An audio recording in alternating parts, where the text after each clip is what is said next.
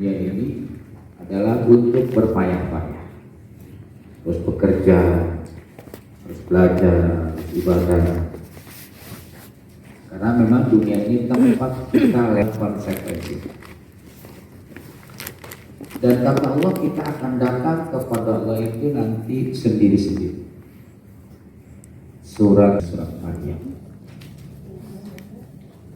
Kita akan datang kepada Allah itu nanti sendiri-sendiri. Surat 19, surat Maryam ayat 97. Bang dibaca di mana selain? Dan setiap orang dari mereka akan datang kepada Allah sendiri-sendiri pada hari kiamat. Jadi pada hari kiamat kita akan datang kepada Allah sendiri-sendiri.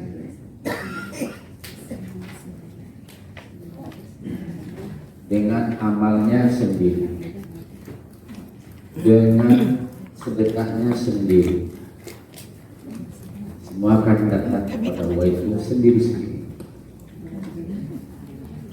Ya. Tidak ada yang bisa menemani kita. Kita datang kepada Allah sendiri. Kenapa Bu kita datang kepada Allah sendiri? Karena waktu kita ruh datang ke bumi juga sebenarnya sendiri. Surat 6:94, surat 6 surat Al-An'am. Karena kita datang dulu, waktu kita masih ruh datang ke perut ibu kita itu sendiri. Surat 6:94 itu sendiri. 94. Ya. Dan Surat, kamu surat 6, ya. Dan kamu benar-benar datang sendiri-sendiri kepada kami, sebagaimana kami ciptakan kamu pada mulanya. Dan apa yang telah kami karuniakan kepadamu, kamu tinggalkan di belakangmu di dunia. Kami tidak melihat pemberi syafaat, pertolongan besertamu yang kamu anggap bahwa mereka itu sekutu-sekutu bagi Allah. Iya. Sungguh telah terputuslah semua pertalian antara kamu dan telah lenyap dari kamu apa yang dahulu kamu sangka sebagai sekutu Allah. Walaupun jitumuna furoda, itu kalau kita sholat munfarid, itu jadi kata faroda, jadi sendiri, sholat sendiri. Kalau ini kita dulu kita datang ke dunia ini kita sendiri. Dan sungguh kata Allah, walaupun jitumuna, kalian datang kepada kami itu sendiri-sendiri. Jadi kita akan datang kepada Allah itu sendiri, tidak ditemani oleh siapa-siapa. Kenapa? Karena khalaqnakum awwala marrah, sebagaimana dulu saya ciptakan kamu, ya, juga sendiri. Kamu pada hakikatnya itu sendiri. Kamu datang kepada Allah sendiri, dulu juga datang ke bumi juga sendiri. Pada mula pertama kita datang ke muka bumi ini juga dulu sendiri, yaitu setelah 4 bulan 10 hari dalam kandungan ibu kita itu ditiupkan ruhnya kepada si jabang bayi yang adalah ibu kita itu sendirian.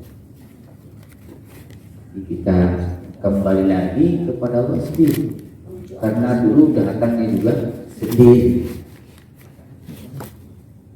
Kata Allah, wa taraktu ma qawalnakum wara'a dhuhurikum. Apa yang telah kami karuniakan kepada kamu dulu, itu kamu nanti akan kamu tinggalkan. Wa tarakna, kamu akan tinggal.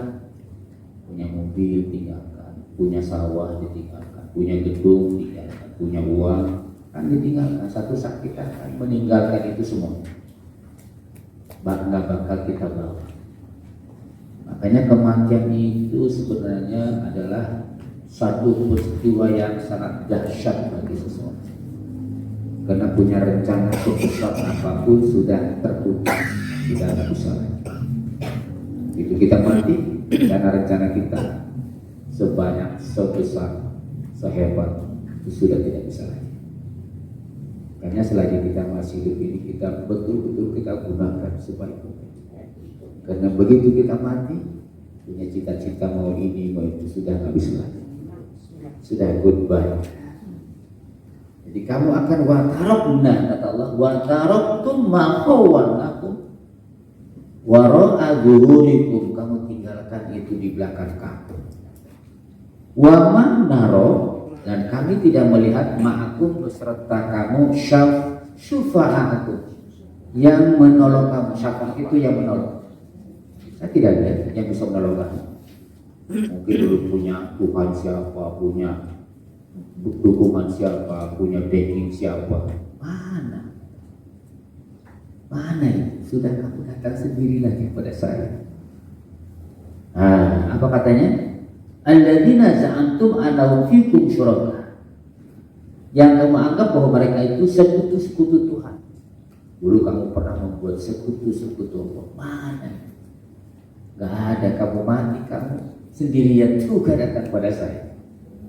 Apa katanya Allah? Laqad taqatta'a bainakum. Sudah terputus dengan apapun kamu di muka bumi, dengan keluarga kamu, dengan harta kamu, dengan teman kamu, dengan jabatan kamu, dengan apa yang kamu pernah kamu miliki, itu sudah terputus. Jadi satu saat ibu kita akan terputus dengan dunia. Lalu kata wa dhalla ankum ma kuntum tas'amun, dan telah lenyap daripada kamu apa yang dulu kamu anggap sebagai sekutu Allah. Sudah tidak tahu, sudah lenyap apa yang dulu kamu anggap itu sebagai dukungan kamu. Jadi kalau orang mati sudah tidak bisa apa-apa. Jadi kita datang sendiri-sendiri kepada Allah Subhanahu wa Ta'ala. Karena pada dasarnya kita datang ke dunia sendiri, nanti pulang juga sendiri. Ya, coba kita buka lagi surat 31 ayat 33. Bapak kita, siapa kita? Mohon dibaca terjemahannya. 31 ayat 33. Wahai manusia, bertakwalah kepada Tuhanmu dan takutlah pada hari yang ketika itu seorang bapak tidak dapat menolong anaknya dan seorang anak tidak dapat pula menolong bapaknya sedikit pun. Sungguh janji Allah pasti benar. Maka janganlah sekali-kali kamu terperdaya oleh kehidupan dunia, dan jangan sampai kamu terperdaya oleh penipu dalam menaati Allah. Ya ayuhan nas, hai manusia, takutlah kamu kepada Allah, atau takutlah kamu kepada Allah. Wakhshaw yawman la yajzi walidun an walidihi, karena akan terjadi satu saat bapak tidak bisa menolong anak. Bapak tidak bisa menolong anak. Lalu katanya apa?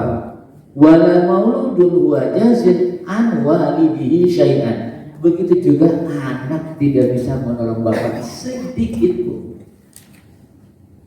Artinya di sini apa itu? Sendiri. Jadi ayat Al-Quran yang menjelaskan tentang sendiri-sendiri itu tak banyak. Rupanya Inna wa'dallahi haqqun. Janji Allah itu pasti terjadi, pasti benar. Fala taghurrannakumul hayatud dunya. Jangan sampai kita tertipu dalam kehidupan. Kelihatannya hebat, ternyata kita nanti nggak punya apa-apa. Kelihatannya di dunia hebat, betul betul banyak tunggakan, banyak masalah katanya kita. Wala yaghurrannakum billahil ghurur. Dan jangan pula penipu setan memperdayakan kamu, dan jangan sampai juga setan menipu kamu. Karena setan itu pada dasarnya juga lemah, tidak bisa menipu manusia.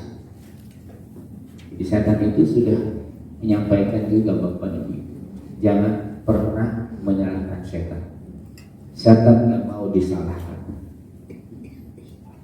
Nah, ini sudah mulai goyang, kalau dingin-dingin begini perutnya. Antum goyang-goyang deh. Ya nggak apa-apa lah, maklum apalagi sudah umur 40 tahun. Masih 30 Pak. Kita paham aja. Aduh melahirkan. Masih 30 Pak.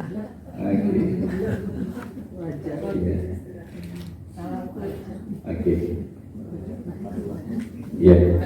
Jadi kita akan terjadi nanti satu saat kita datang kepada Allah sendiri. Sendiri kita datang kepada Allah. Yang bisa menolong kita itu cuma iman dan amal soleh kita. Surat 34 ayat 37. Hanya kita katakan jangan gembira dengan amal orang. Nah, itu ya. Jangan jangan gembira dengan amal bapak kita. Nah, bapak kita punya bapak kita. 3437. Ya, surat Sabah, surat Sabah 3437. Surat Sabah. Suaraku udah hilang. Suratnya surat 34 ayat 37, kata Allah, yang bisa menolong kamu adalah iman kamu dan amal soleh. Ada nggak? Iman dan amal cuma dua. Iman dan amal soleh. Amal soleh itu bisa banyak macam-macam. Silakan ibu dibaca. Dan bukanlah harta atau anak-anakmu yang mendekatkan kamu kepada kami, melainkan orang-orang yang beriman dan mengerjakan kebajikan. Mereka itulah yang memperoleh balasan yang berlipat ganda atas apa yang telah mereka kerjakan. Dan mereka aman sentosa di tempat-tempat yang tinggi dalam surga. Kata Allah Subhanahu wa taala apa? Ayo siap-siap jalan. Bukan, di situ wala amwalakum wa ma amwalukum, bukan harta kamu. Wa ma amwalukum wala auladukum, juga bukan anak kamu. Apa katanya? Billati tuqarribuna indana zulfa, yang bisa mendekatkanmu kepada saya dengan sedekat-dekatnya. Bukan itu, bukan harta kamu dan bukan anak kamu. Tadi di surat 33 ayat 31, anak tidak bisa nolong bapak, bapak tidak bisa nolong anak. Di ayat ini bukan anak kamu, bukan harta kamu yang bisa mendekatkan kamu kepada saya. Apa katanya yang bisa mendekatkan ibu? Illa man amana, kecuali orang yang beriman, wa amila sholihan, dan beramal soleh. Itu yang bisa mendekatkan kita kepada Allah Subhanahu wa taala. Ulaika lahum jazaa'ud dhi'fi bima amilu wa hum fil ghurfati amin. Mereka itulah yang mendapatkan balasan berlipat ganda dengan apa yang mereka kerjakan. Wahum, dan mereka fil ghurfa, di tempat-tempat yang aminun, yang aman, yang enak. Bapak dan Ibu sekalian yang saya hormati, lalu apa banyak ayat Al-Quran yang menjelaskan pada kita bahwa kita akan datang kepada Allah sendiri-sendiri. Biasa, Nabi Nuh tidak akan bisa menolong anak. Itu Nabi Nuh. Ya, itu di surat 11. Tidak bisa menolong anaknya. Nabi Nuh anaknya sendiri. Tidak bisa menolong anaknya. Nabi Nuh. Ya. Dari ayat 45 sampai 47 surat Hud.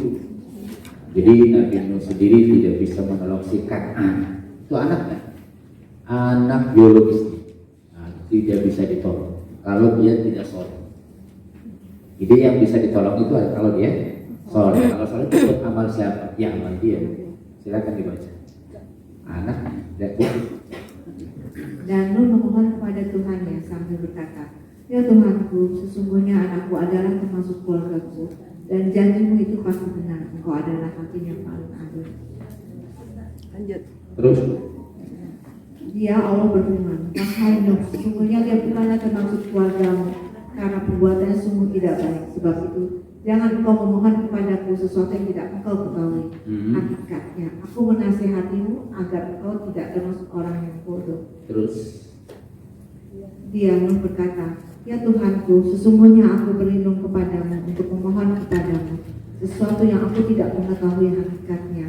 Kalau engkau tidak mengampuniku dan tidak menaruh belas kasihan kepadaku, niscaya aku termasuk orang yang rugi. Kepada ibu sekalian yang hormat, Nabi Nuh tidak bisa menolong anaknya kalau anaknya tidak soleh. Tidak bisa. Walaupun dia Nabi Kita nabi bukan? Apalagi kalau begitu ya. Nabi aja tidak bisa. Iya, kekuasaan hanya ada di tangan Allah Subhanahu wa Ta'ala. Sampai Nabi Nuh ngerengek, Tuhan itu kan anak saya, itu anak biologis saya. Betul secara lahiriah itu anak kamu, tapi hakikatnya bukan anak kamu. Bukan anak kamu. Dia amalnya tidak baik. Dia amalnya tidak soleh. Maka kamu jangan meminta kepada saya sesuatu yang tidak tahu hakikatnya. Nabi Nuh pun takut. Kalau begitu saya berlindung padaku, ya Allah, ampun saya. Saya tidak akan merengek-rengek lagi minta supaya anak saya selamat karena amal dia yang tidak tahu. Jadi Nabi Bu, ketika anaknya sesat tidak bisa juga menolong. Karena pada dasarnya lagi-lagi manusia itu sangat pribadi sekali di hadapan Allah Subhanahu wa Ta'ala. Suami tidak bisa menolong suami tidak bisa menolong istri, istri pun tidak bisa menolong suami. Surat 65. Di anak tuh ya. Contohnya satu-satu aja ya. 66 surat apa 66? At-Tahrim. Surat At-Tahrim. Ya, surat At-Tahrim dari ayat 10 sampai 12. Silakan. Ini suami, karena ada nih dosa istri katanya dosa suami. Kalau dosa suami, istri nggak bertanggung jawab. Tapi kalau dosa istri, suami yang tanggung jawab.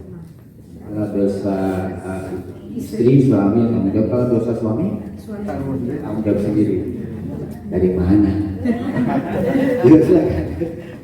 Allah membuat perumpamaan bagi orang-orang kafir, istri Nuh dan istri Lut. Keduanya berada di bawah pengawasan dua orang hamba yang soleh di antara hamba-hamba kami. Lalu kedua istri itu berkhianat kepada kedua suaminya.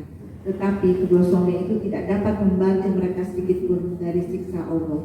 Dan dikatakan kepada istri itu, masuklah kamu berdua ke neraka bersama orang-orang yang masuk neraka. Ibu, kalau saat ini istrinya Nabi Nuh dengan istrinya Nabi Lut itu sudah jelas akan masuk neraka. Padahal suaminya, bagaimana kalau suamimu dan kita ini? Kamu kalau tidak dosa seperangkali, waduh itu suami jadi Tuhan. Iya, suaminya Lut, Nabi Lut, suaminya adalah Nabi Nuh, tapi istrinya tidak ada jaminan masuk surga. Kedengeran Bu? Kedengeran. Ya, dia akan masuk neraka. Padahal suaminya kata Allah itu suami yang soleh. Jadi nggak jaminan Bu, suaminya soleh, istrinya soleh. Nggak ada jaminan. Bisa dibalik ayat 11 dan 12 lah. Dan Allah membuatnya perumpamaan bagi orang-orang yang beriman. Istri Fir'aun ketika dia berkata, ya Tuhanku, bangunkanlah untukku sebuah rumah di sisimu dalam surga dan selamatkanlah aku dari Fir'aun dan perbuatannya, dan selamatkanlah aku dari kaum yang zalim. Ibu, Fir'aun istrinya soleh dan dia akan masuk surga. Suaminya nggak ada jaminan. Jadi bisa juga istrinya solehah. Istrinya durhaka, itu bisa.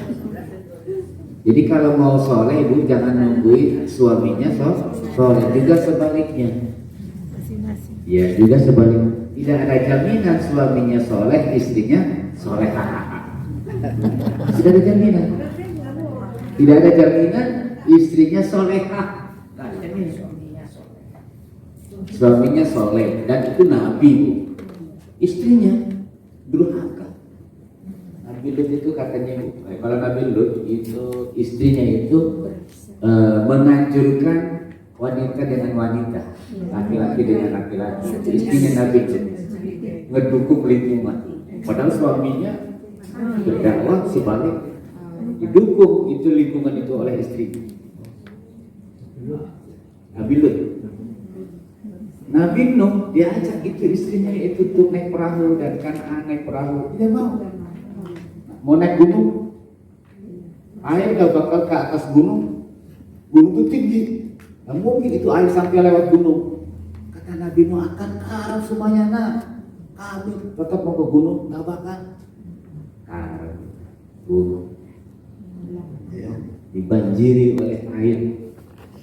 Jadi itu istrinya Nabi Lut dan istrinya Nabi Nuh tidak ada jaminan masuk surga, bahkan disebutkan masuk neraka. Sedangkan istrinya Fir'aunnya masuk neraka, istrinya masuk surga.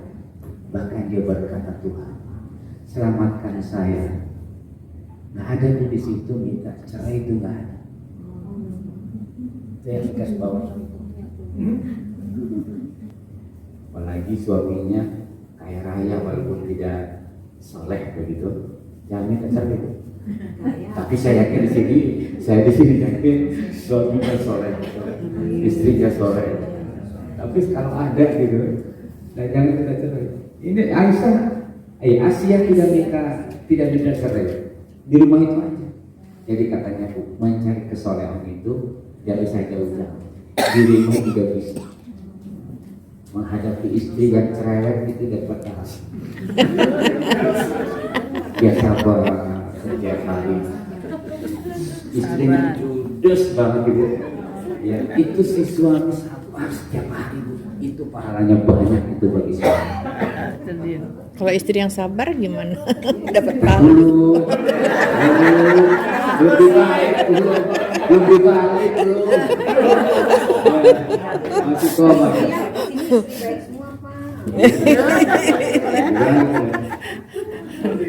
Jadi ini si suami ini diangkat jadi orang soleh karena sabar setiap hari menghadapi istrinya yang cerewet itu, yang menyakitkan. Ada terjadi Bu, seorang ustadz punya istrinya menyakitkan sama suaminya itu, sampai pada tahu ini si murid-muridnya nih, bahwa suaminya itu sering dimarahin sama istri. Ini murid-muridnya tidak terima. Ini guru saya. Oh, ini istrinya nih, waduh kejam banget nih. Udah cerai. Kata murid-muridnya. Dulu dong. Antar dulu. Cerai itu. Istri itu ganti ada kami carikan banyak. Kata si murid-muridnya. Apa jawaban si suaminya? Nah, ini yang penting Ibu nih. Yang penting ini.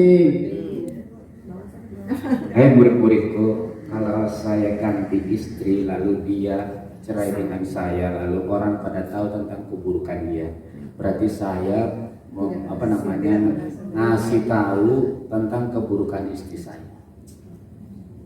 Kata suaminya, biar hanya saya saja yang tahu tentang keburukan istri saya. Hebat nggak itu istri? Hebat banget. Hebat ke suami? Hebat. Biar saya saja yang tahu tentang keburukan istri saya. Nah ada.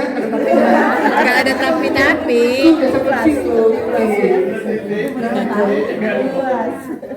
Bu, itu Asia tuh begitu. Asia istrinya Fir'aun itu begitu. Nggak minta cerai. Tapi mau dibalik kan, tadi mau dibalik kan? Balik.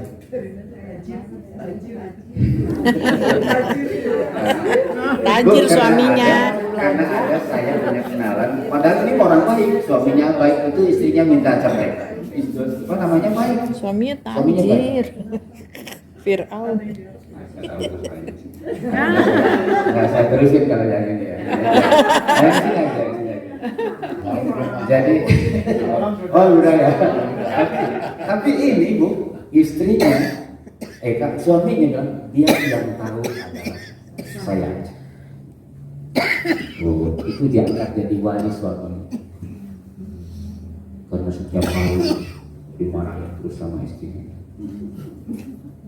Jadi ibu mencari pahala itu katanya ada yang harganya murah tapi nilainya tinggi dan dekat di rumah sendiri, nggak perlu bayar tapi dapat pahala banyak. Pagi-pagi sudah dibentak-bentak. Itu tidak dapat pahala. Iya, pokoknya apa aja lah udah. Ya, jadi itu suami dapat pahala. Jadi istri cerewet itu adalah pintu masuk surga.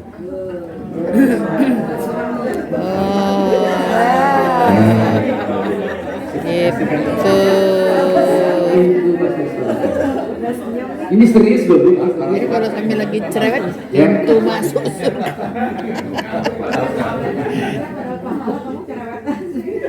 Sebaliknya itu suami yang kasar, istrinya sabar, dia tahan, dia juga itu punya suami yang kasar adalah pintu masuk surga.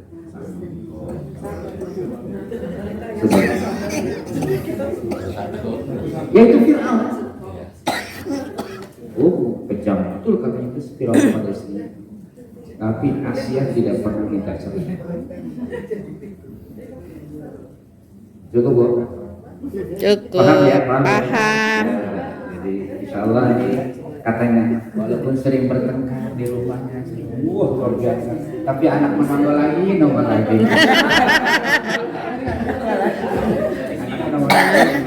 Gimana tuh? Sering bertengkar.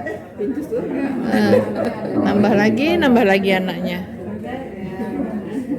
Itu kalau di kampung Bu, itu sering kedengeran bertengkar itu suami istri, tapi anaknya nongol lagi.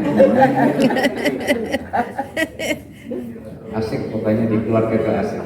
Jadi makanya Ibu, Rasulullah mengatakan bahwa kalau kita menikah Ibu, itu separuh agama selesai. Kenapa berat berkeluarga itu? Separuh agama itu selesai. Nah, berkeluarga itu tidak sederhana. Dan kalau suami mengalah itu bukan kalah, mengalah karena ingin masuk surga. Juga sebaliknya Pak, istri sabar diam aja juga, dia bukan tidak tahu ya kekurangan suaminya, tapi dia ingin masuk surga. Dia tahu dapat uangnya dari mana, dari yang haram-haram katanya. Dia tidak berani untuk berfoya-foya itu Asia, karena dia tahu itu asalnya hartanya itu dari mana, dia tahu, sehingga dia tidak berani berfoya-foya. Tidak mumpung dia itu Asia. Oke. Satu lagi Bu, silakan ayat berikutnya silakan. Ayat terakhir. Dan Maryam putri Imran yang memelihara kehormatannya, maka kami tiupkan ke dalamnya rahimnya sebagian dari roh ciptaan kami, dan dia membenarkan kalimat-kalimat Tuhannya dan kitab-kitabnya, dan dia termasuk orang-orang yang taat. Ibu Maryam itu dikatakan di surat Maryam surat 16 itu wanita tukang berzina, tuduhan orang Yahudi. Tuduhan. Ya, itu Maryam itu wanita berzina.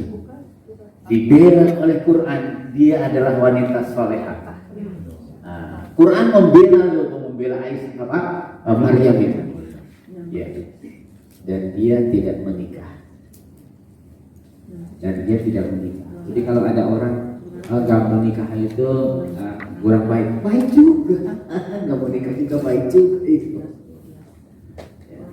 Asal menjaga kehormatan, baik juga.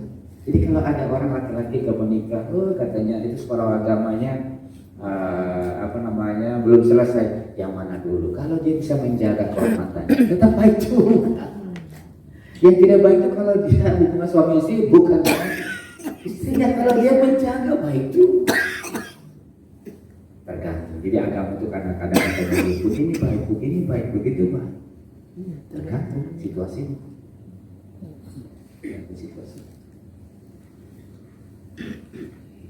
Lagi-lagi kita akan datang mempertanggungjawabkan di hadapan Allah itu nantinya sendiri.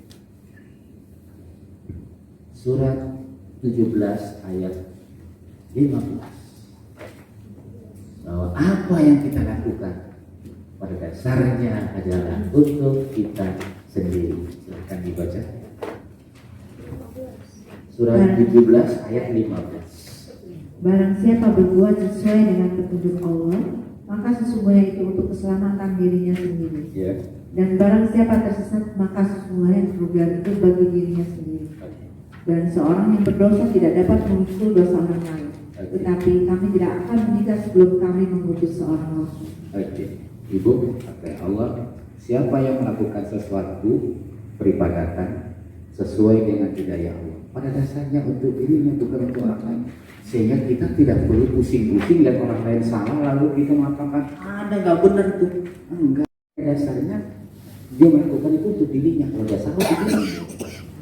Jangan perlu kita marah-marah sama orang lain. Oh kamu salah ya suku itu. Nggak kasih tahu deh.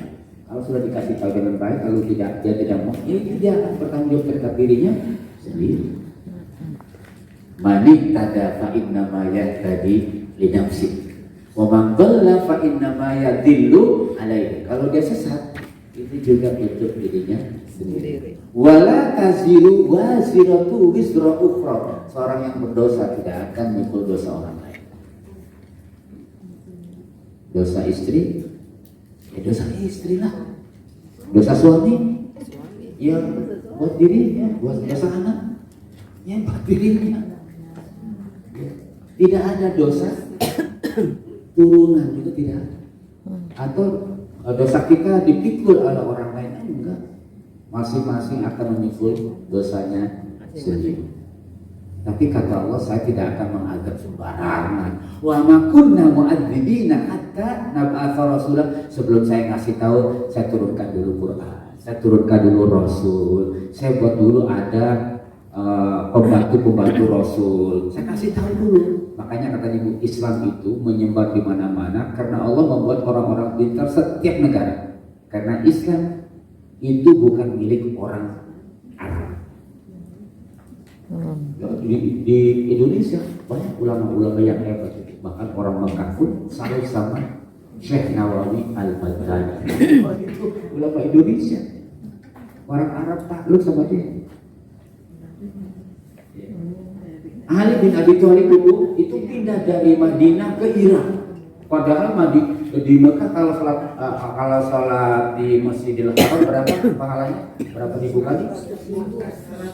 Kalau di Madinah 1.000. Tapi Ali pindah ke Irak yang masjid biasa. Harusnya kan di Madinah aja dia. Kenapa pindah ke Irak? Karena kata Ali, di Madinah orang sudah hubbud dunya, sudah melihatnya materi itu, padahal dia mengajak kepada ruhani. Itu Ali bin Abi Thalib. Tapi Islam menyebar di Irak begitu, sehingga ada ilmu sharaf itu, ada Basrah, ada Kufah. Itu Ali yang bawa. Ilmu tata bahasa ke Irak itu Ali yang bawa. Ulamanya Ali pertama itu. Jauh kan dari Madinah ke Irak itu berapa perjalanan.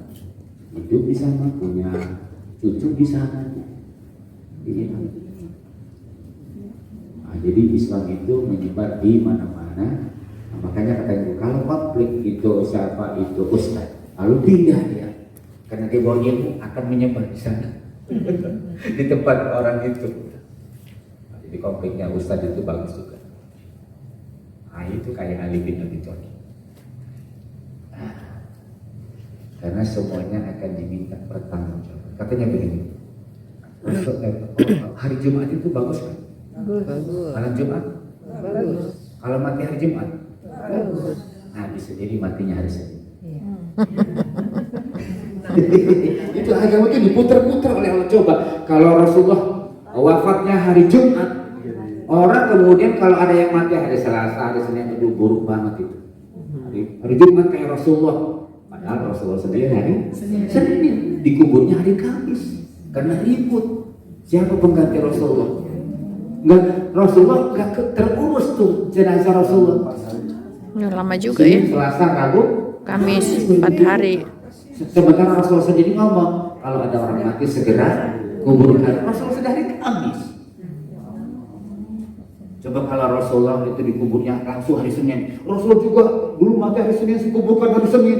Sehingga ketika ada orang yang terlambat menguburkan hari Rabu, oh buruk banget itu. Rasulullah hari Kamis menguburkannya. Diputar-putar itu oleh Allah. Tergantung situasinya, jangan. Kalau memang harus dikubur hari Kamis ya nggak apa-apa. Gitu. Kalau Bapak lebih bermanfaat di Irak ya nggak apa-apa, ke Irak jangan di Madinah. Ini harus di Mekah terus. Ya nggak begitu agamanya. Jadi Rasul sendiri mati hari Senin, dikuburkan hari 14 hari dalam kandungan ibu Yahudi, ibu Nasrani, ibu Hindu, ibu Buddha, ibu Baduy, ibu Dayak, ibu Aborigin. Nah, itu hanya Allah saja yang tahu. Kita tidak tahu.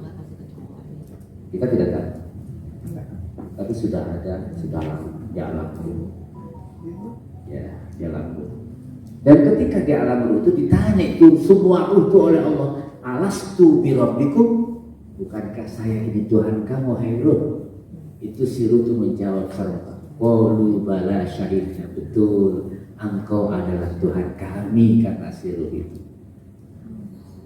Lalu kata Allah, sengaja saya sumpah hai ruh, supaya kamu nanti pulang lagi kepada saya. Tuhan, waktu di dunia aku lupa. Gak ada alasan itu. Gak ada alasan itu.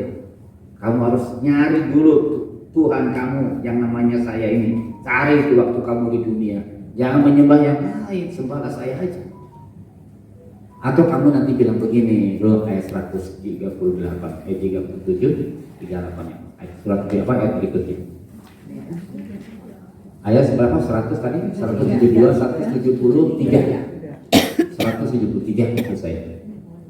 Lalu katanya, atau kamu ngomong begini, nah, waktu di dunia kami lupa, lalu kami salah. Salahnya kami itu karena orang tua kami. Orang tua kami salah dalam menyembah engkau. Maka kesalahan kami ini bukan kesalahan kami, kesalahan orang tua kami. Kami ikutin dia sehingga kami salah. Oleh karena itu kami jangan disiksa. Siksa saja orang tua kami karena dia yang nyalahin kami. Tidak ada alasan itu. Kamu tetap harus bertanggung jawab terhadap dirimu sendiri. Jadi soal keimanan Bapak dan Ibu tidak betul. Semuanya akan bertanggung terhadap dirinya sendiri. Walaupun orang Islam, orang itu dia harus bertanggung jawab terhadap dirinya sendiri. Mantu aku deh. Jadi jangan menyalahkan orang tua kita dalam bertauhid. Boleh. Oh, salah orang tua saya dulu begini. Kata Quran, kamu tidak bisa merasa. Kenapa? Karena setiap manusia fitrah berdoa itu ada. Coba buka surat 29, cepat sedikit. Surat 29 ayat 60 ayat 65. Surat 29 ayat 65. Ya. Itu HP ini kan. Fitrah bertuhan itu ada di setiap orang. Ya, silakan. Maka apabila mereka naik kapal, mereka berdoa kepada Allah dengan penuh rasa pengabdian ikhlas kepadanya. Ya. Tetapi ketika Allah menyelamatkan mereka sampai ke darat, malah mereka kembali menyekutukan Allah. Ibu katanya manusia itu ingat kepada Allah itu kalau dia dalam keadaan bahaya. Kalau dalam keadaan kepepet, bukan kepepet,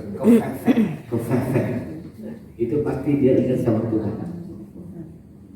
Tapi kalau lagi senang lupa. Dia naik kapalnya kapal besar. Kapal besar ini kata para ulama itu kalau di pinggir lagi standby di pinggir itu besar banget. Tapi begitu ke tengah laut hanya sebesar sabut. Kapal segitu besarnya itu. Karena laut itu sangat luas kan. Dan kapal itu berlayar dengan bagus. Kapalnya bagus. Kapalnya 3 tingkat. Lalu kalau copot di bawah masih ada lagi. Copot lagi masih ada lagi. Oh, kapal canggih gitu. Kapalnya canggih. tiba-tiba itu kapal terjebak sama es, nggak bisa kemana-mana, di situ terus nggak bisa jalan. Tapi pelan-pelan itu kapal mau tenggelam, mau masuk ke dalam tanah, ke dasar laut. Itu di kapal itu isinya ada ustadz, ada kiai, ada romo, ada macam-macam di situ. Kira-kira orang yang ada di dalam itu mintanya sama romo, sama kiai itu sama Allah? Pasti sama Allah itu. Walaupun ada kiai di situ, ada ustadz di situ, ada romo di situ, pasti minta ya Allah, ya Allah. Semua di situ yang beragama Yahudi, Nasrani, Hindu, Buddha ada di dalam kapal itu, pasti mintanya sama Allah. Nah, itu fitrah bertuhan akan muncul ketika kita dalam keadaan bahaya.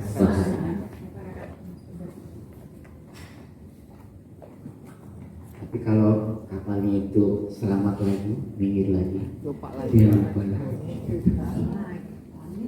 Dia lupa lagi.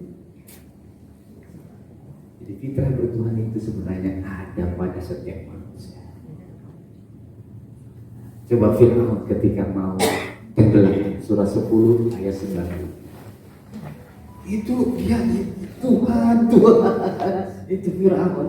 Padahal dia mengatakan ini Rabbukumul A'la, saya ini Tuhan yang paling tinggi. Tapi ketika dia mau mati, ingat juga sama Allah, sama Tuhannya Nabi Musa. Surah 10 90, silakan dibaca. Dan kami selamatkan Bani Israel melintasi laut. Kemudian Fir'aun dan bala tentaranya mengikuti mereka untuk menzalimi dan menindas mereka.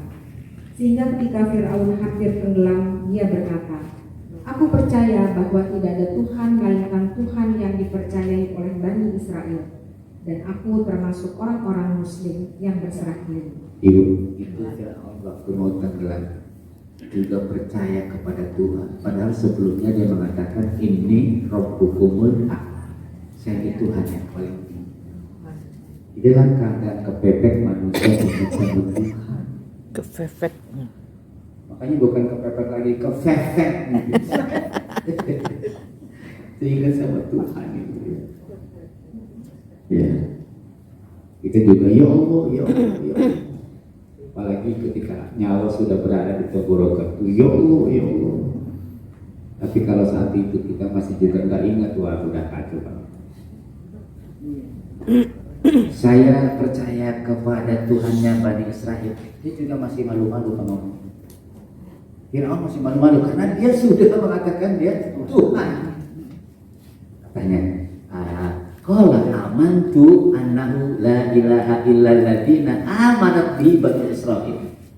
Nah, itu surat 10 ayat 90. Saya percaya, saya beriman kepada Tuhannya Bani Israel. Saya percaya kepada Tuhannya Bani Israel. Maksudnya Allah, tapi dia tidak menyebutkan saya percaya kepada Allah. Malu dia. Fir'aun malu juga karena dia Tuhan katanya. Masih pakai bahasa sindiran. Kenapa tidak saya percaya kepada Allah? Malu sama yang ada di sekitar dia. Sama Allah juga malu. Terus ayat berikutnya bisa dibaca. Mengapa baru sekarang kamu beriman? Padahal sesungguhnya engkau telah durhaka sejak dahulu, dan engkau termasuk orang yang berbuat kerusakan. Oh, baru sekarang kamu ingatnya. Al-an baru sekarang katanya gue ingat sama saya. Kenapa kamu sudah sejak dulu membuat kerusakan di muka bumi ini? Kenapa baru sekarang ingatnya? Bom, jangan sampai kita dibilang sama Allah baru sekarang sih kamu sudah pensiun baru ingat. Wah, tapi bukan di sini. Baru pensiun baru ingat. Ini di rumah lumayan loh Bu. Baru sekarang kamu ingat sama saya. Oleh karena itu kata Allah, saya mau jadikan kamu tuh pelajaran bagi orang-orang setelah kamu nanti. Ayat berikutnya.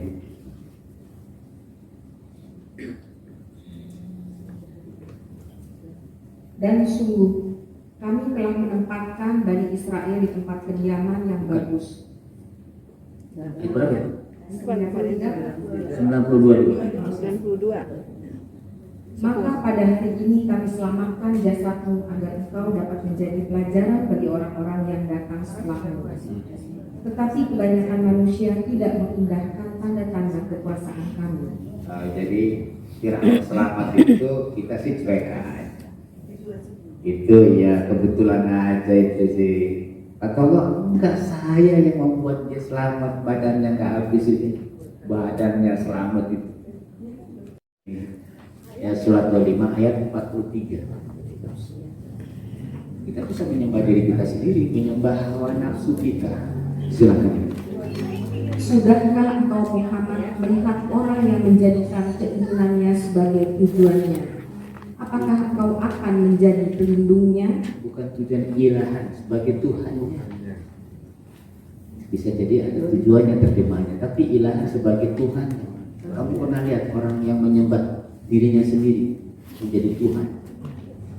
Ya tadi itu saya kayak siapa? Kayak siapa tadi? Kayak Korun tadi, bukan Korun tadi itu di surat 2878 tadi. Itu menyembah diri sendiri itu. Ini kalau nggak ada salah, nggak jalan ini. Bisa. Nanti saya kasih terapinya bagaimana supaya jangan syirik. Ntar dulu sebentar. Ntar. Saya pakai Quran semua. Coba nanti lagi Iya. Jadi acara kita jadi ini kalau bukan saya nggak jadi itu hati. Saya ngasih tahu ke nanya itu sudah baik, jangan dirusak.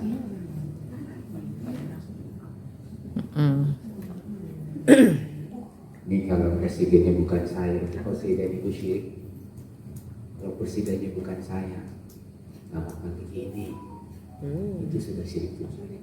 Camat juga ngomong kalau camatnya bukan saya. Semua bu sama. Jadi gimana nih? Ntar dulu.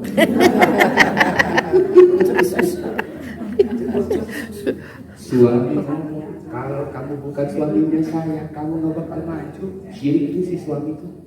Istri juga balas juga, kamu juga sama. Kalau bukan istrinya saya, nggak bakal bisa maju. Ya sama-sama syirik itu kalau apa semuanya.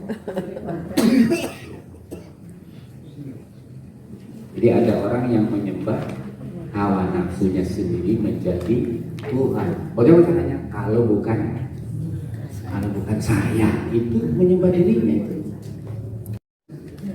Sama aja.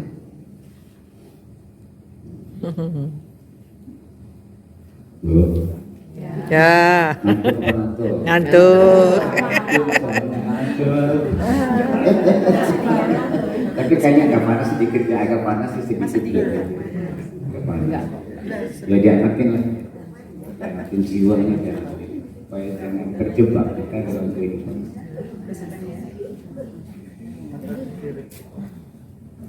Ibu, kalau kita hanya bicara soal menyebut Allah, orang Arab juga menyebut Allah. Surah 39. Orang Arab jahiliyah ibu menyebutnya siapa yang menciptakan alam raya ini? Oh, itu orang Arab sendiri. Ya.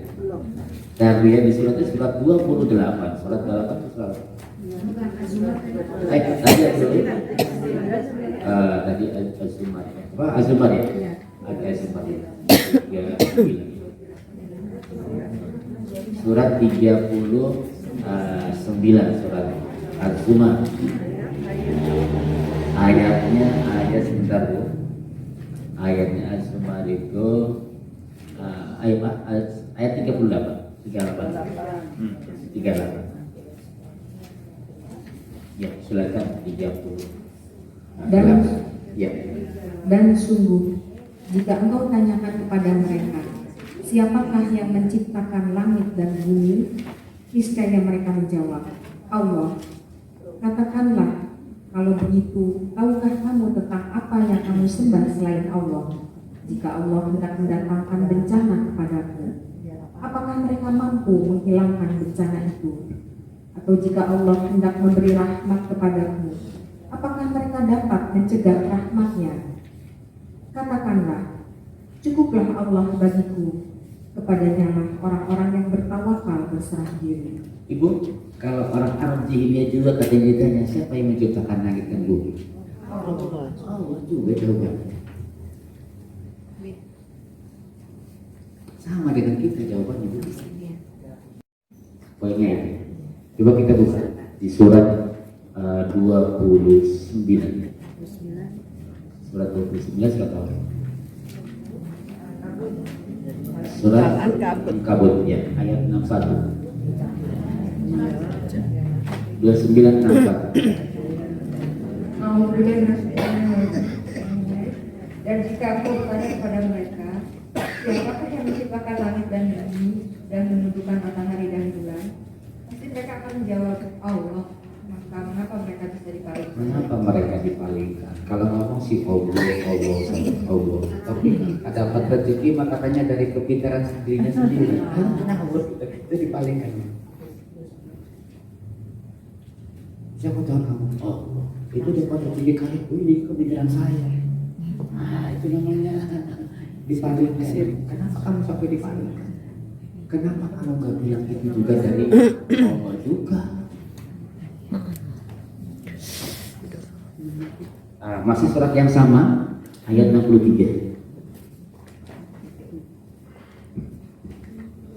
Bismillahirrahmanirrahim.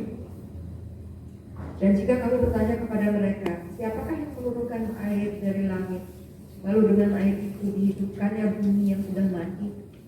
Mereka akan menjawab, Allah. Katakanlah segala puji bagi Allah, tetapi kebanyakan mereka tidak mengerti. Tidak mengerti. Jadi kalau ditanya, siapa yang menurunkan air dari langit? Oh, siapa yang menghidupkan tumbuh-tumbuhan?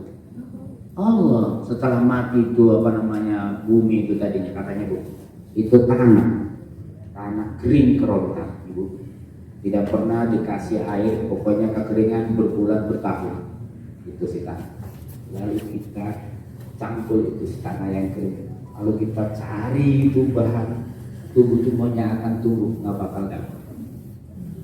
Tapi begitu Allah kasih air, dia akan keluar helmi, akan keluar berbagai macam tumbuh-tumbuhan. Di mana dia sembunyinya itu bahan tumbuh-tumbuhan itu? Bahkan kalau dia tumbuh berbulan, bertahun, berpuluh tahun, sampai pohon itu tidak bisa didekap lagi sama kita. Di jalan kaki. Di mana itu? Tidak ada yang tahu. Kalau ditanya siapa yang menciptakan? Oh. Tapi dia masih tetap mencari berkah ke selain Allah. Saya pernah. Ini saya saja salah. Jadi ada teman saya punya masalah. Dia mencari dukun. Sebenarnya saya nggak setuju ke dukun itu, nggak sama sekali nggak setuju. Cuma ini orang ini percaya sama dukun ini, saya nggak percaya sebenarnya. Saya bilang tuh dukun yang itu coba. Saya cuma gitu doang. Bagian. Ya alamatnya nanti saya kasih tahu. Itu bukan saya kan, cuma saya nunjukin. Wah, ikut dong, ikut berpahala dong. Nunjukin semua dukun, jadi juga saya dapat dosa. Iya. Masya Allah ibu saya benar-benar ngeri itu. Pulang dia bawa mobil. Itu habis isi bensin, parkir sebentar, kita ngobrol sebentar. Setelah itu mari kita pulang masing-masing. Itu mobil saya ditabrak. Belakangnya saya bonyok. Mobil Bapak. Mobil saya sama dia. Itu sampai ngejebret itu kayak geledek. Wah, itu habis nunjukin ke dukun itu. Hari itu ibu. Astagfirullahaladzim. Ya Allah, sudah kapok saya. Padahal saya sudah lama itu bilang soal dukun itu jangan ke situ, tapi apa menunjukin itu. Saya close juga itu. Itu karena Allah juga, Pak. Ya Allah, ampun, ya Allah, ampun. Bonyok mobil saya. nggak ada hujan, nggak ada angin itu ditabrak sama dia sekuat-kuat itu. Mau apa namanya dia nabrak saya? Isi sesama. Bapak nunjukin juga karena Allah. Ya udah sudah pulang aja tuh, saya ganti sendiri. Ya udah teman saya yang nabrak. Kenapa Pak kata waktu dia nangkap? Ya nggak tahu deh gitu. Nggak tahu. Yang jelas dia begitu ngegas itu remnya kayak blok begitu. Setan. Saya sering Bu itu, apakah keburukan juga langsung atau kebaikan juga langsung. Saya sering banget ya. Dikasih tahu diajar itu sama Allah sering banget ya. Alhamdulillah. Kontan. Iya. Di kontan Bapak. Saya pernah ada satu saat dibayar kontan juga sih Allah itu diingatkan. Aduh saya, masya Allah ya Allah, ampuni saya. Lemah saya kalau dikasih berapa. Oh, saya bilang jadi nggak boleh saya mikir buruk sekalipun pada adik saya sedih. Masya Allah. Saya begini. Ya, nggak usah tahu. Ada deh. Yang wartawan itu wartawan. Ada deh. Itu mamanya nanya. Ntar viral nih. Disentilnya tapi nggak sakit kan? Ya, sakit saya. Sakit. Sakit betul saya. Saya sampai luka kok. Saya lagi tenang begini. Itu pahala yang kecil. Pahala yang kecil. Saya sering ingatkan. Bagaimana kita nggak percaya sih? Nih, kalau mau lebih tajam lagi dia dikurangi surat Waqiah ya. Waqiah yang suka jadi kacauannya orang Pondok Pinang. Surat 50, 5, iya, 57, 58, 59. Masih nggak percaya sama Tuhan. Suratnya surat 56, ayatnya 57, 58, 59. Silakan 3 ayat. Bismillahirrahmanirrahim. Surat 56 ya? Iya. Iya. Ayatnya 57. Kayak branding kan? Nah, nomornya 56, nomor suratnya. Tapi ayatnya 7. Kami telah menciptakan kamu. Silakan Ibu. Bismillahirrahmanirrahim. Kami telah menciptakan kamu, mengapa kamu tidak membenarkan hari berbangkit? Ayat 58. Iya. Maka adakah kamu perhatikan tentang benih manusia yang kamu ciptakan? Iya. Kamukah yang menciptakannya ataukah kami penciptanya? Oke Ibu. Ini kalau yang tadinya kamu tidak ada, lalu kok kamu nggak percaya akan dihidupkan lagi itu, cara berpikirmu itu nggak lurus. Nih kata Allah dia, kamu tuh asalnya apa sih? Kamu asalnya apa? Setetes air yang dipancarkan dari kemaluan kamu. Itu asalnya kamu tuh bukan dari emas, bukan dari perak, bukan. Bahan yang tidak bagus. Terus kata Allah, itu setetes air, itu kamukah yang menciptakan atau saya? Itu namanya istifham ingkari, pertanyaan yang tidak perlu dijawab. Kamu yang menciptakan atau saya? Engkau ya Allah. Lalu kok kamu mentang-mentang sekarang jadi orang kaya, orang pintar, lalu kamu lupa sama saya, itu gimana itu? Banyaknya si Samsul.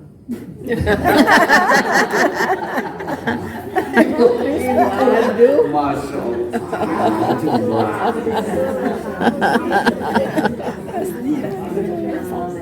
Nih Bu nih ya, ini agak kasar sedikit nih ya. Nggak apa supaya jelas katanya Bu. Orang Arab yang baduy-baduy itu kalau pertanyaan itu suka jadi ilmu kepada Rasulullah. Dibandingkan dengan pertanyaannya Abu Bakar yang pintar-pintar itu, malah pertanyaan orang Baduy yang di bawah itu suka jadi ilmu. Jadi jangan malu bertanya. Ini, saya malu nggak ya kalau ngomong ya? Ya harus tidak malu supaya jelas. Itu pejumu itu dari mana? Itu sebenarnya sebenarnya itu anunya itu ngomongnya itu Allah tuh ngomong begitu. Masih kurang jelas juga.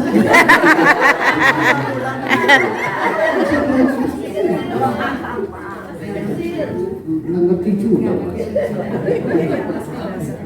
Bahasanya Pak. Orang Jawa tuh kalau ngomong begitu sudah. Jangan ada lagi itu.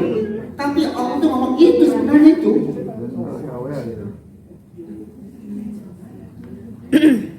Lalu sekarang pakai dasi, yang pakai sepatu, bawa tas, bawa mobil bagus, nggak lupa sama sekelilingnya. Perasaannya dia paling hebat sendirian. Oh, itu sudah syirik, Pak. Itu sudah syirik. Oke, sampai situ dulu ya. Saya mau kasih terapi. Ya supaya jangan syirik. Gimana? Ini masih banyak ayatnya nih. Ya, masih banyak. Tapi nggak waktunya. Ya, bisa seminggu. Ya nanti makanya kesini lagi. Saya siapkan.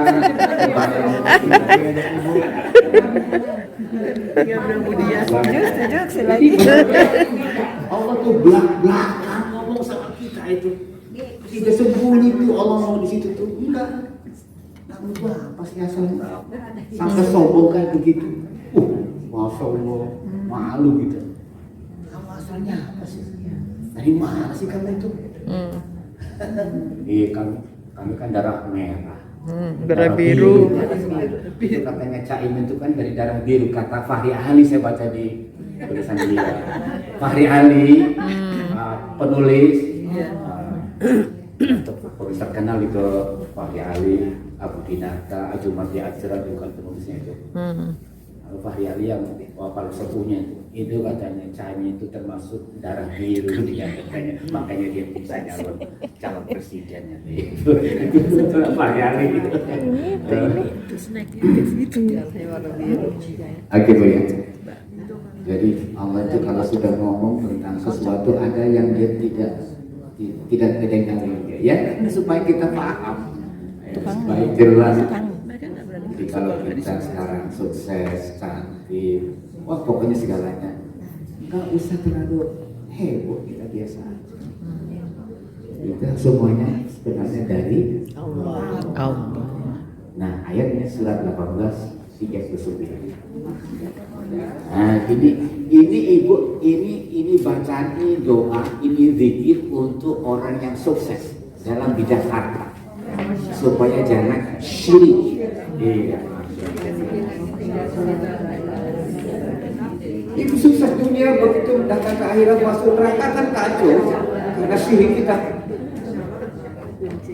Surat 18 ayat 39. Tapi kalau kita ingin lengkap ibu bacanya dari ayat 30 dibaca dari ayat 32 saja sampai 64 supaya utuh ceritanya. Pokoknya dibaca aja, silakan dibaca dari ayat 32, surat 18 dari ayat 32. Surat 18.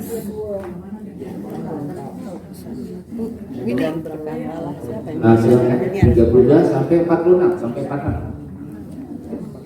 Dan berikanlah. Bagi dua aja Bu, atau bagi dua atau bagi tiga Bu. Bu, coba Ibu. Karena Gantian baca aja. Ya, silakan. Dan berikanlah Muhammad kepada mereka sebuah perumpamaan. Ya. Dua orang laki-laki, yang seorang yang kafir, yang kami beri dua buah kebun anggur, Ya. dan kami kelilingi. Ya. Dan kami beri Kedua dan kami kelilingi kedua kebun itu dengan pohon-pohon kurma, Ya. dan di antara kedua kebun itu kami buatkan ladang. Ya. Kedua kebun itu menghasilkan buahnya, Ya. dan tidak berkurang buahnya sedikit pun. Ya. Dan di celah-celah kedua kebun itu kami alirkan sungai.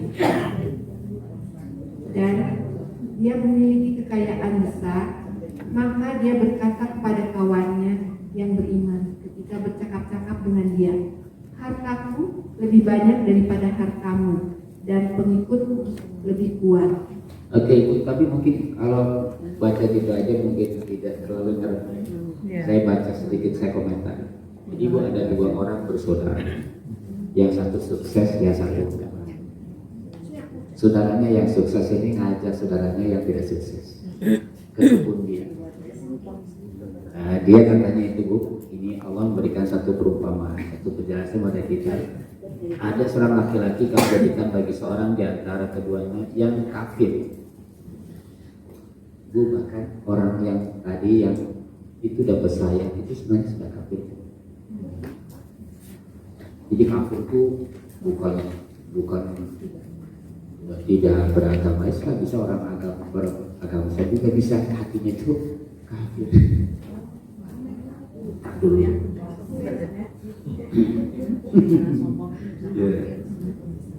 Katanya 2 kebun anggur dan kami kelilingi 2 kebun itu dengan pohon-pohon kurma, dan di antara kedua kebun itu kami buatkan ladang. Itu katanya itu ada pohon kurma, dia punya kebun. Itu di antara pohon kurma dengan pohon kurma itu ada sungainya. Yang airnya itu jernih sekali. Yang kalau disauk aja dengan air katanya boleh kita minum, saking bersih. Lanjut. Ya. Dan dia memiliki kekayaan besar. Maka dia berkata kepada kawannya yang beriman ketika bercakap-cakap dengan dia, hartaku lebih banyak daripada hartamu, Diulang dan lagi, Bu. hidupku lebih kuat. Stop. Jadi ketika kita ngomong begini, dan ini bisa jadi tidak diucapkan sama kita, cuma di hati aja, ya, di hati ngomong. Apa saya lebih banyak daripada kamu? Enggak ngomong. Dia aja. Dibatin aja. Lu tapi di hati itu hati kita sudah kafir. Oke, goblok. Sudah kafir. Karena kita kaya merasa dari diri kita, padahal itu pemberian dari Allah. Lanjut silakan. Jadi istilah kafir itu nggak begitu ya, orang ngomongnya tapi benar-benar orang Kristen dikafir-kafirin gitu kan. Karena angkuh dan Kurang keras suaranya. dia berkata, aku kira kebun ini tidak akan binasa selama-lamanya. Stop. Jadi diajak tuh saudaranya ke kebun kurma. Dia bagus kan, kebun saya kan bagus kan, subur kan. Terus dipikirannya bilang, saya kira kebun ini tidak akan binasa karena pemupukannya, pengairannya maksimal, nggak bakal terjadi apa-apa, akan subur selama-lamanya. Itu zolim kita tuh. Lo zolim. Sekejap Allah bisa menghanguskan itu kebun itu bisa. Datang menjadi badang. 36. Habis. Dan aku kira hari kiamat itu tidak akan datang. Dan sekiranya aku dikembalikan kepada Tuhanku, pasti aku akan mendapat tempat kembali yang lebih baik daripada ini. Oke, sombong kan? Gini. Jadi saya kira kiamat masih jauh.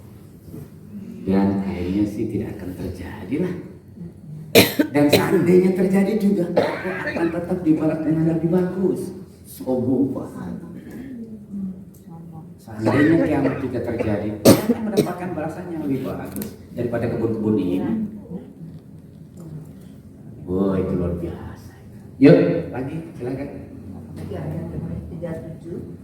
Kawannya yang beriman berkata kepadanya sambil bercakap-cakap dengannya, apakah engkau ingkar kepada Tuhan yang menciptakan engkau dari tanah, kemudian dari setetes air mani, lalu dia menjadikan engkau seorang laki-laki yang sempurna? Oke, tadi saya sudah bilang, pertama Nabi Adam dari tanah. Kalau kita tidak dari tanah langsung, tapi dari sari pati tanah, dari durian yang kita makan, tumbuhnya di mana? Sayuran yang kita makan sudah jadi sayuran, dimakan sama kita jadi darah. Intinya darah itulah bahan manusia yang keluar dari bapak. Itu intinya darah. Ya, intinya darah itu. Kamu lupa bahwa kamu itu asalnya setetes air itu, kata temennya yang beriman. Diingatkan itu temannya itu, kamu lupa ya, dulu kamu setes air kok. Jangan ngomong begitulah. Terus, tetapi aku percaya bahwa dialah Allah Tuhanku, dan aku tidak mempersekutukan Tuhanku dengan sesuatu pun.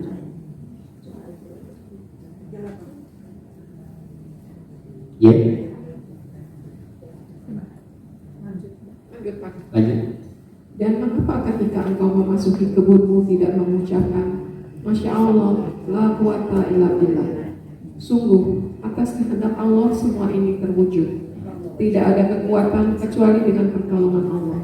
Sekalipun engkau anggap harta dan keturunanku lebih sedikit daripadamu. Bapak yang saya bilang bahwa kita itu syirik kalau mengatakan bahwa kalau bukan saya, itu ayat 38. Lakinna wa rabbi wala usyriku bi rabbi. Jadi kalau kita mengatakan bahwa kalau tidak ada saya, kalau tidak ada kantor saya begini, saya tidak akan maju, itu sebenarnya kita sudah syirik. Maka Allah mengajarkan juga pada kita, karena Allah tidak ingin juga kita juga sengsara, tidak ingin kita juga syirik. Ketika kita masuk kemana saja, ke kebun kita, ke kantor kita, ke sawah kita, ke ATM kita, Tutup kepala Bu. Masya Allah, la quwata illa Billah. Masya Allah, la quwata illa Masya Allah, wala quwata illa billah. Untuk menghilangkan kesyirikan itu pendek.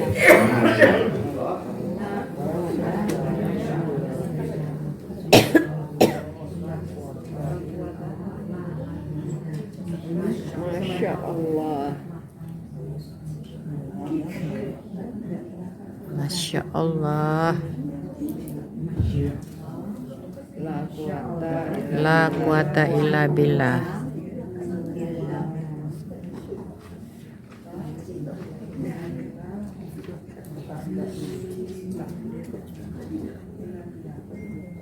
Masya Allah, La quwata illa billah.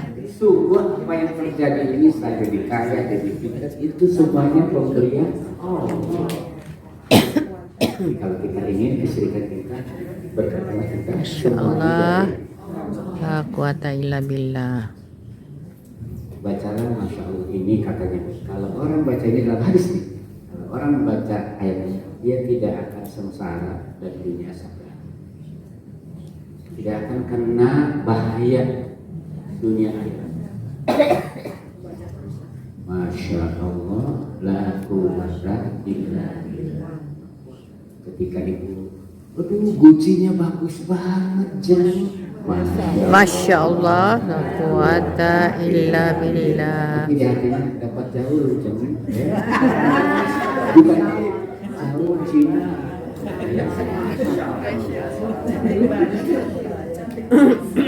Cantik banget nih, siapa dulu dong? Cantik banget nih, baca Masya Allah.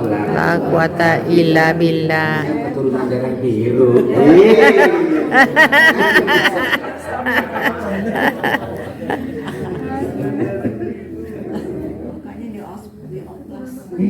Jangan kita tambah-tambahin lagi. Masya Allah, la quwwata. Mobil